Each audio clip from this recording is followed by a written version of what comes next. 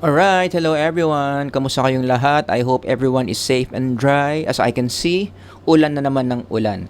Anyway, let me share my slides. Ang title natin ngayon is The Curse of Materialism. Marami na namang tumaas ang blood pressure dyan. Nakita na naman nila yung word na curse. At ang tanong na naman nila, anong kinalaman ng curse sa psychology? As I go along and discuss materialism, malalaman nyo. How is curse connected to psychology, specifically in materialism? The question I want to address in this lecture is, why is materialism not good for the psyche? Yes, you read it right. Hindi maganda yung pagiging materyoso sa overall mental health natin. Now, maybe some of you are not yet familiar ano bang ibig sabihin ng materialism. This is the degree to which you are so connected, you are so attached, you prioritize so much material possessions. Some examples na most likely mataas ang materialism mo, mahilig ka sa mga mamahaling bagay. Ang goal mo sa buhay, mag-possess, bumili ng mga mamahaling mga possessions like belts, bags, sports car, condo. Yung life goal mo may kinalaman sa material things. Like for instance, fill in the blank. Pwede na akong mamatay kapag blank. Sagutin mo yan. If your answer to the blank has something to do with possessing something material, such as pwede na ako mamatay kapag napuntahan ko na lahat ng bansa sa Europe. Pwede na ako mamatay kapag meron na akong 5 sports car. Pwede na ako mamatay kapag nabili ko na yung condo na gustong-gusto ko dyan sa BGC. Yan. Kapag yan yung life goals mo, very material. It's about possessing things in the world. Most likely, mataas ang level ng materialism mo. And how would we know in psychology how materialistic a person is? Mga psych major, shout out dyan, dapat alam nyo to, gumagamit tayo ng mga psychological instruments. Marami niyan. In the literature, you can just search for this if you want to know kung ano yung mga instruments na yan. Okay? Now, materialism has an inverse relationship with spirituality. Ano naman yung spirituality? Spirituality is the degree to which you are connected to God. Gaano ka ka-attach, gaano ka ka-intimate with the Lord.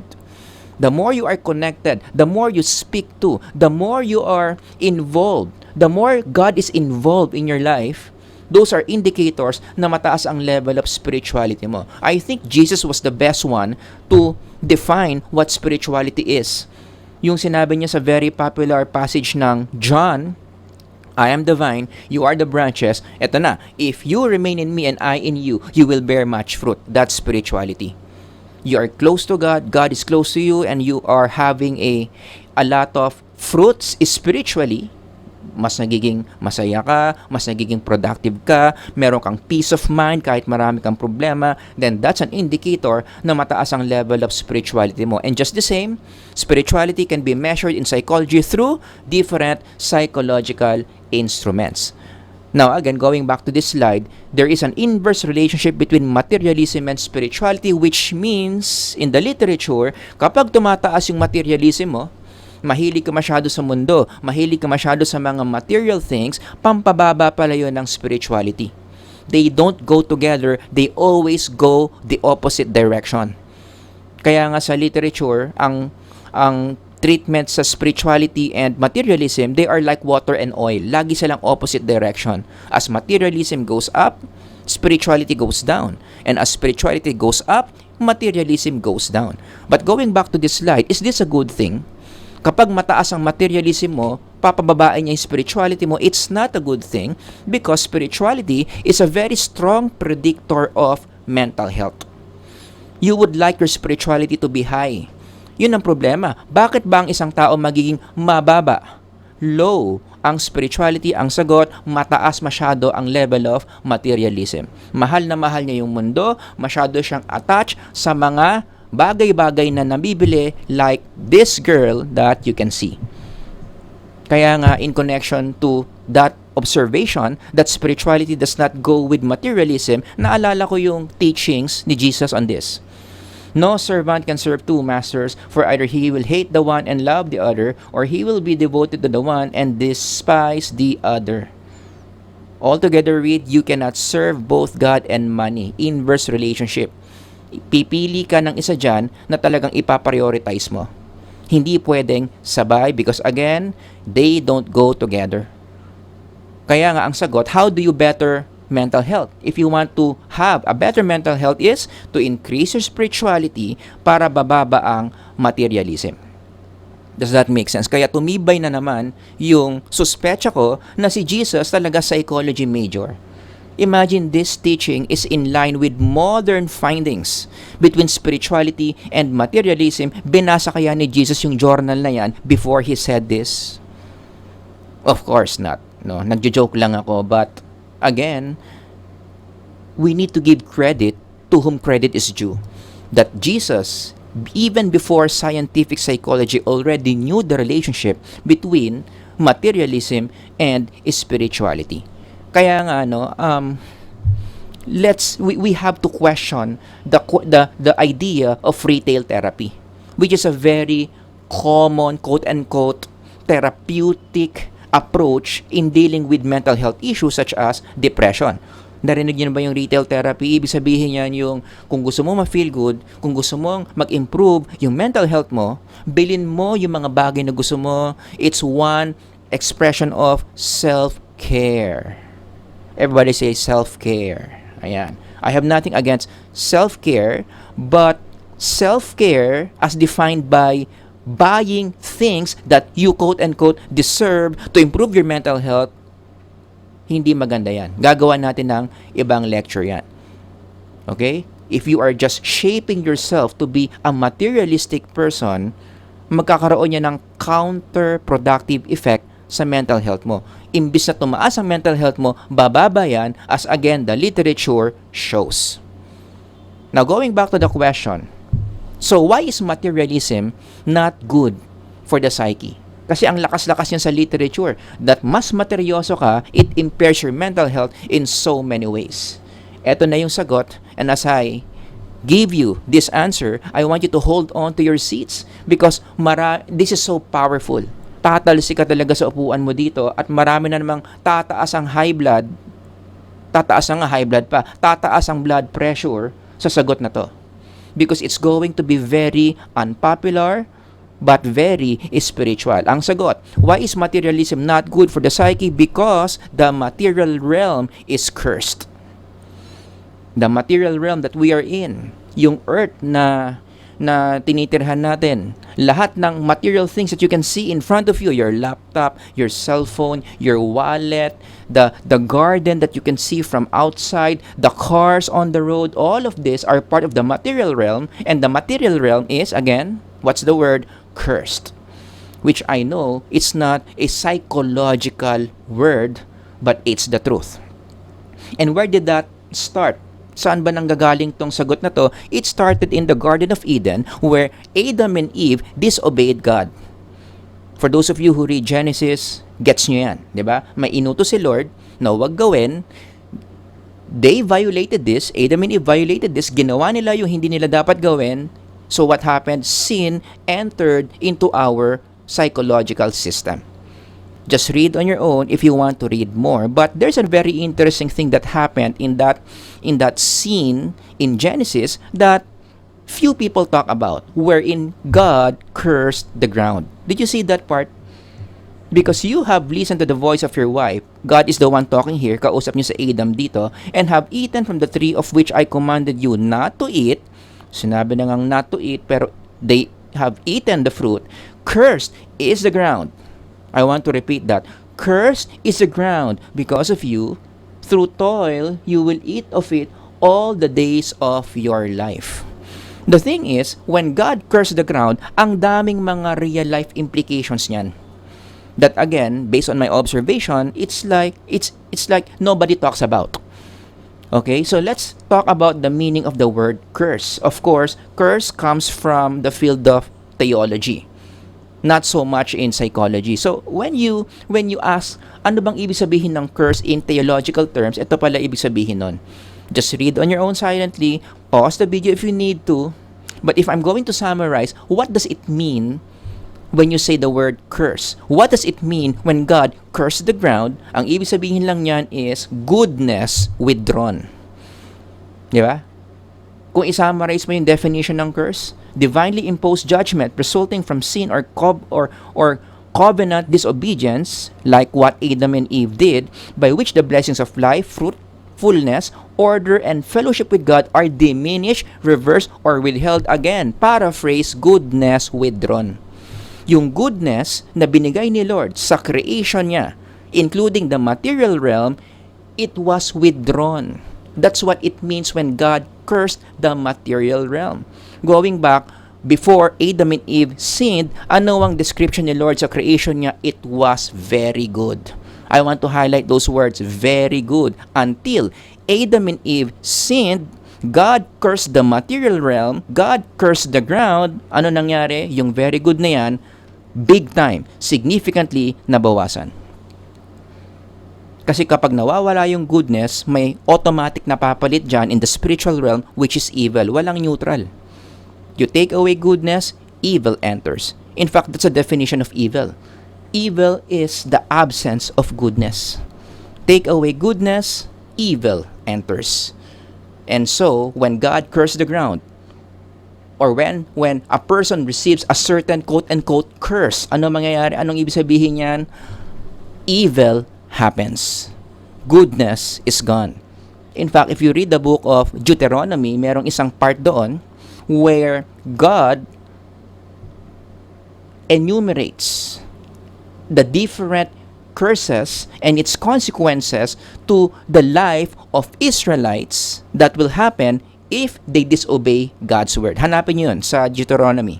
May part doon that when you disobey the word of God, curse will happen to you, and these are the things, specific things that will happen to you. Basahin nyo yan isa-isa. Ayaw nyo to for yourselves. Ayaw mong mangyayari sa yan.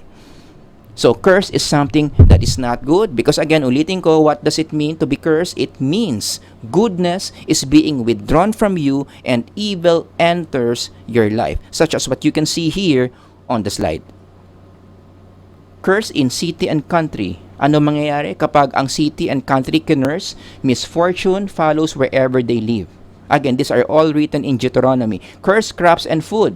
Ano mangyayari? Baskets, harvest, and food supplies fail. Kukulangan kayo ng pagkain. Kapag ang offspring yung kinurse, yung mga anak mo, children, livestock, and agricultural increase suffering. To be cursed means, ulitin ko pa ulit-ulit, to be cursed means goodness is withdrawn. Kaya nga napansin nyo sa entertainment, when a movie is about curse, when it uses the word curse, most likely horror yan. Diba? The psychology of horror. Bakit? Bakit ba nagiging horror ang isang theme ng isang movie? Because evil exists in that movie. And again, what do you mean by evil? The absence of goodness due to a certain curse. Kaya nga again, yung mga movies na ganyan, may kinalaman sa curse. Winidraw yung goodness, may pumapasok na evil. And evil causes a lot of bad things in our life. Does that make sense?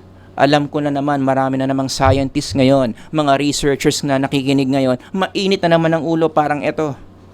Galit na naman sa akin. Bakit? Nasaan na naman yung psychology dito? Can you just speak about science? Okay, I'll try. Okay? So, what is one scientific concept that more or less can reflect what is being said here about curse? Ano ba yung scientific expression of God's curse that we can sense today? Punta tayo sa second law of thermodynamics. The physical world has no natural guarantee of permanence. Structures deteriorate, usable energy disperses, and maintaining order requires ongoing processes. Itong second law na to is an existing law in the physical realm, in the material realm that God cursed, na pinakikita ko kanina in the book of Genesis. So because of that curse, na withdraw yung goodness, pumasok yung evil, it could be na ito yung expression in the scientific language. To be more specific, gumagamit sila ng term na entropy. Everybody say entropy. Again, this is a very scientifically loaded term. Hindi ko na lang to i-explain na very detailed kasi magmumukha tayong physics lecture, but just to summarize, entropy is what happens in our material realm where order becomes disorder.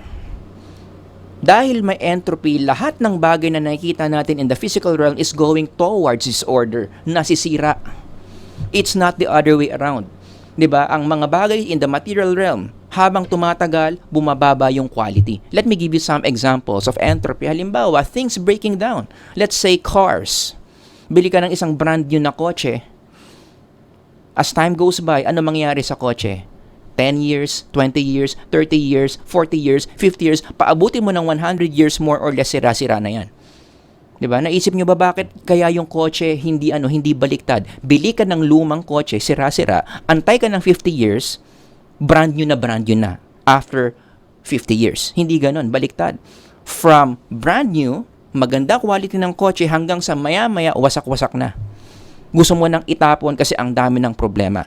Because entropy is at work. Another example which I'm sure many of you can relate, yung mga pagkain nating nasisira or napapanis. 'Di ba? Magluto ka ng munggo. Wow, sinong mahilig sa munggo? Taas ang kamay. Masarap yung munggo, mabango, 'di ba? Sa unang luto. But as time goes by, hayaan mo lang yung munggo diyan.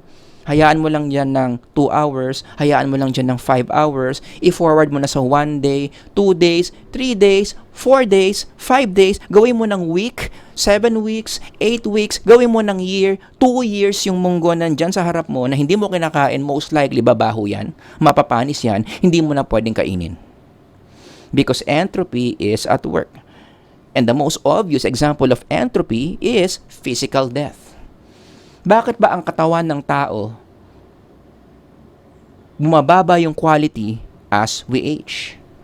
Because entropy is at work. Diba? Why do we even die? Because again, if you connect this to Genesis, our body is part of the material realm na tinamaan ng curse that God made in Genesis. And since our body is a material thing, paulit-ulit sinabi sa Genesis yan, it's a material thing. We came from the dust of the ground.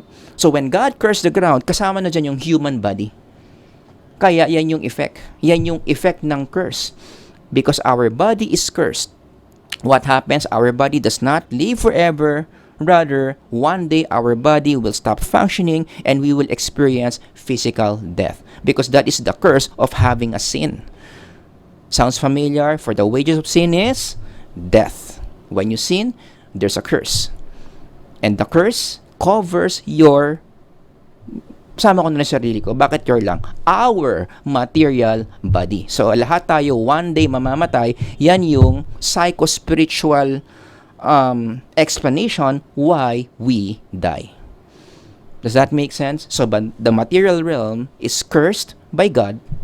That's why all of these things are happening. O ngayon, anong kinalaman niyan sa materialism? Bakit nga yung materialism hindi maganda sa mental health? Eto na, sasagutin ko na. Here's my proposed framework. Could it be, is it possible that people who are highly materialistic, kapag ina-attach nila yung mga self nila sa mga material things, na-absorb nila yung curse na nandoon sa material objects?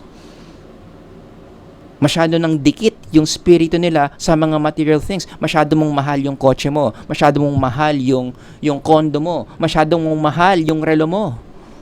So what happens is in the process, you are absorbing the curse that is within those material things. And as you absorb it, doon lumalabas yung mga psychological issues. In fact, dumadagdag pa yung curse. Kasi nga, yung katawan mo mismo curse na. Tapos, attach ka pa sa Rolex mo.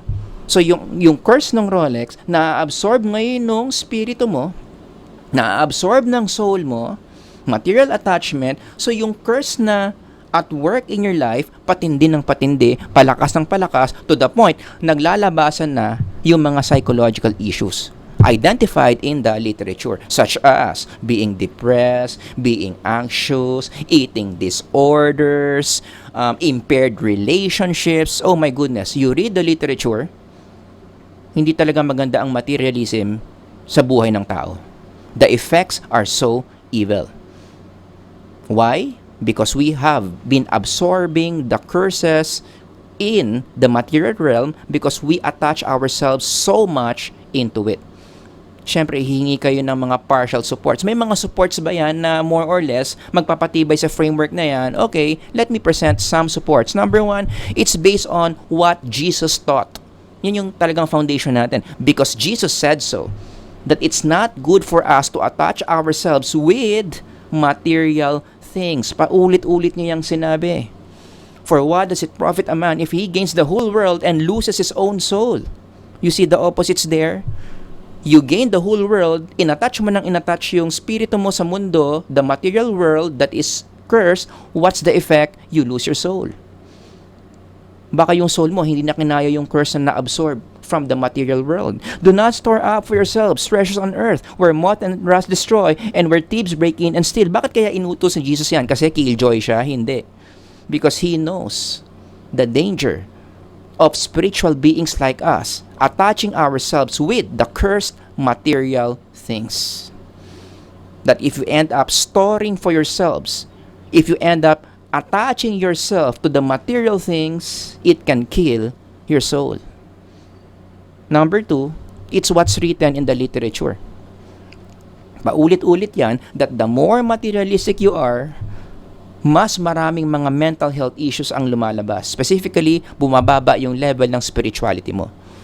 The more you love the world, the more you love money, the more you love expensive things, more likely you're going to forget your spirituality. You're going to forget God. You're going to disconnect. You're going to detach yourself from the presence of God. Kaya nga again, could it be this is the reason why Jesus taught this? Diba? The rich young ruler, anong sabi niya? If you want to be perfect, go sell your possessions and give to the poor, and you will have treasure in heaven, then come, follow me. Yun yung solution ni Jesus, how to have a better life, how to have a better well-being, a better psychological health. Let go of your spirit. Pakawalan mo yung spirito mo from its attachment to the material things. And then you connect yourself to God. Increase your spirituality. Si Jesus ba, psych major? Sa tingin ko, most likely. And last one, number 3, another partial support in this framework is hoarding disorder. Diba? Kapag masyado kang attached sa material things, could it be na yan baka mag-cause na ikaw makitaan ka ng pattern found in DSM-5 and as psych majors, you would know that's not a good thing.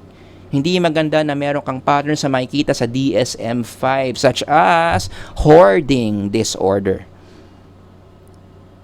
Sa kaka-attach mo sa sarili mo sa material things, inabsorb mo ng inabsorb yung curse ng material things in the spiritual dimension, it now began to impair your mental health to the point nagkaroon ka na, nagdevelop ka na gradually ng hoarding disorder.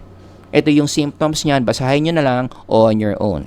As I end, some applications na pwede nating gawin in connection to all this that I have been discussing. Number 1, could it be that one way to improve our mental health is through minimalism? In fact, marami ng mga studies na nagagawa dyan in the literature at may mga documentaries din dyan. Netflix released one, and there is also a podcast I highly recommend na i-follow nyo. Ang title is Minimalist, wherein this shows simply educate us ano ang mga psychological benefits of minimalism. Owning less, letting go of things that we don't need. Binabawasan mo yung attachment mo to the material things that you have. Could it be that's one of the reasons kung bakit ang bigat-bigat ng pakiramdam mo ngayon? Because you are so heavy laden by your possessions. You are so absorbed by the things you want to possess materially. So yun yung tinuturo ng Netflix dito. Yun yung tinuturo ng minimalist. You let go of these material things para lahat gagaan. Your spirit becomes freer from the curse of these material things, and so you end up having better mental health. But let's not forget number 2, after you let go of the material things, anong gagawin mo? Huwag ka lang let go ng material things. You connect spiritually. Because most people, they just stop here. Diba? Oh, ayoko na. Sige, magiging minimalist na ako. Let go ko na yung mga material things ko. Okay, I'm already fine. Hindi pa. Because you are a spiritual being, after you let go of your material things, which dapat matagal mo nang ginawa. Let go of your material things, bawasan mo yung mga kailangan mo lang, now you connect spiritually to God. Remember the pattern that Jesus taught the rich young ruler? Ito yung sinabi niya. Or the rich young man, Jesus told him, if you want to be perfect, go sell. Minimalist, right? Go sell your possessions and give it to the poor. And what? Nag-stop lang ba doon? Hindi pa. May next step. And you will have treasure in heaven. Then, I want to highlight the word then come, follow me. Decrease your materialism, increase your spirituality, you connect to God. You have a relationship with Jesus. And for those of you who are watching this lecture, I don't believe in accidents. Hindi aksidente that you are watching this video. So I am pointing you to Jesus calling you right now. Could it be that it's not an accident why you are watching this lecture? Maybe you are one of those people na ang bigat-bigat na ng psychological life mo, and maybe the reason is you love the world too much. You love material things too much that your soul is already absorbing big time, heavy laden na, overloaded na with the curse from these material things. And so maybe Jesus is asking you to do exactly this right now. Let go of those material things. Just get what you need and then answer the call of Jesus to follow Him. Does that make sense? So that ends my short lecture for today on the curse of materialism. If you have any questions or comments, ilagay nyo lang dyan sa baba. If we have time, sasagutin natin lahat yan. Alright? Until the next lecture, Sir Howard here. God bless everyone. Ingat kayong lahat. Bye-bye.